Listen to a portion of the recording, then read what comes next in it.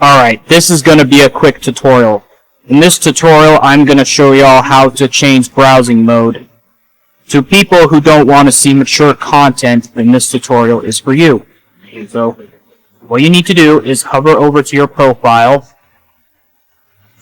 and then find the browsing mode option. And then, if you don't want to see sensitive content, you click safe mode.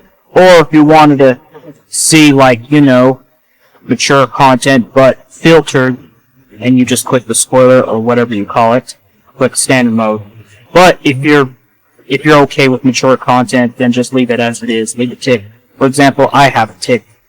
So you click safe mode,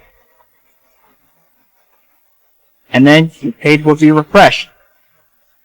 And the artists you watch that post mature content will not be shown.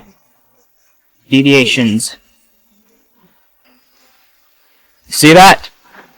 It'll seldom contain mature content. Thank y'all for watching. I hope this helps, and all the best.